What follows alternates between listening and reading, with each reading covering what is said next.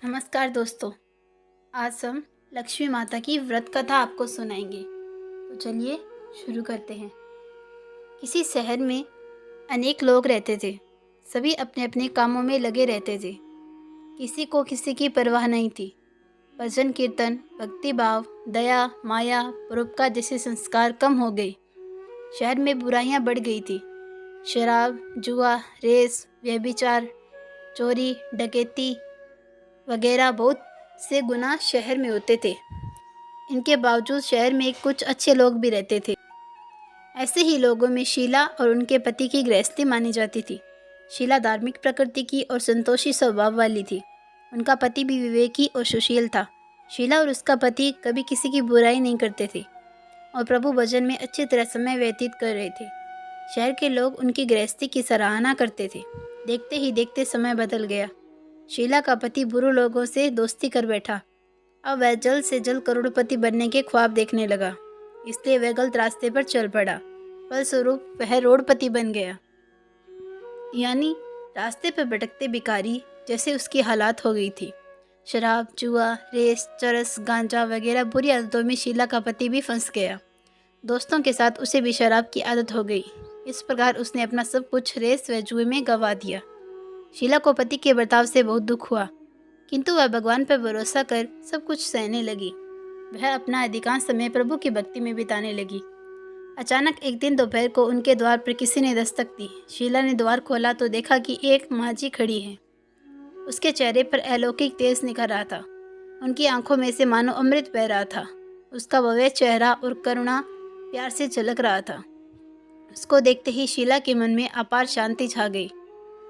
शीला के रोम रोम में आनंद छा गया। शीला उस माँ जी को घर के अंदर ले आई। घर में बिठाने के लिए कुछ भी नहीं था, अतः शीला ने उसे सकुचर एक फटी हुई चादर पर उसको बैठाया। माँ जी बोली, क्यों शीला, मुझे पहचाना नहीं? हर शुक्रवार को लक्ष्मी जी के मंदिर में भजन कीर्तन के समय में भी वहाँ आती हूँ।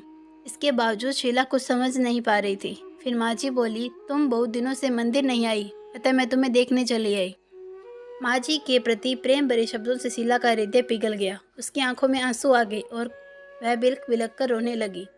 माँ जी ने कहा, बेटी, सुख और दुख तो धूप और छांव जैसे होते हैं। धैर्य रखो बेटी, तुझे तेरी सारी परेशानी बता। माँ जी के व्यवहार से शीला काफ़ी संभल मिला और सुख की आस में उसने माँ जी को अपनी सारी कहानी कह सुनाई।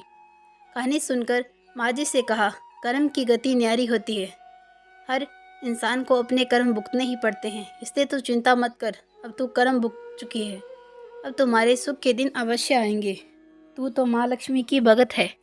माँ लक्ष्मी जी तो प्रेम और करुणा के अवतार है। वे अपने भक्तों पर हमेशा ममता रखती है, इसलिए तू धैर्य रखकर माँ लक्ष्मी जी का व्रत कर, इससे सब कुछ ठीक हो जाएगा। शीला के पूछने पर माँ जी ने उसे व्रत की सारी विधि भी बताई और माँ जी ने कहा, बेटी, मैं माँ लक्ष्मी जी का व्रत बहुत सरल है। उसे वरद लक्ष्मी व्रत या फिर वैभव लक्ष्मी व्रत कहा जाता है। यह व्रत करने वाले की सब मनोकामना पूर्ण होती है, सुख, संपत्ति और यश प्राप्त होता है। शीला यह सुनकर आनंदित हो गई। शीला ने संकल्प करके आंखें खोली तो सामने कोई न था। वह विस्मित हो गई और माँ जी कहाँ गई? शीला को तत्काल यह समझते देर न लगी कि माँ जी और कोई नहीं, साक्षात लक्ष्मी जी ही थी। दूसरे दिन शुक्रवार आया। सवेरे स्नान करके स्वच्छ कपड़े पहनकर शीला ने माँ जी द्वारा बताई विधि से पूरे मन से व्रत किया। आखिरी में प्रसाद वितरण हुआ। यह प्रसाद पहले पति को खिलाया।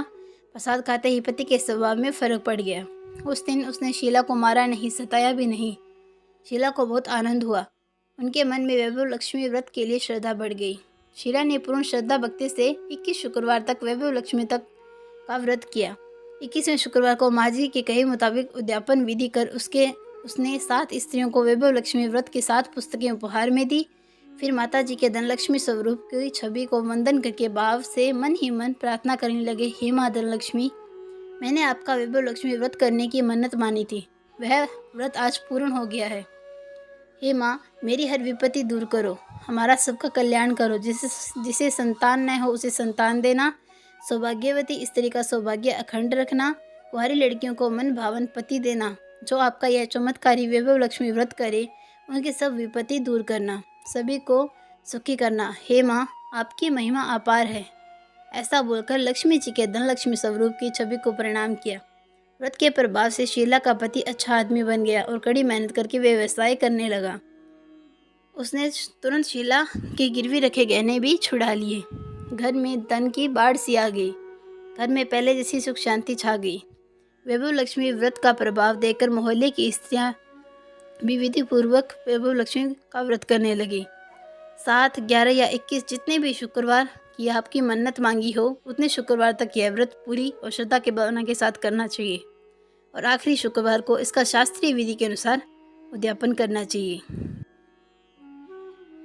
सभी की विपत्ति और कष्ट को दूर करना और सभी को सुखी करना। हे माँ, आपकी महिमा अपार है, आपकी जय हो। ऐसा बोलकर लक्ष्मी जी के धनलक्ष्मी स्वरूप की छवि को प्रणाम करें और अपनी विधि का उद्यापन सही विधि से करें।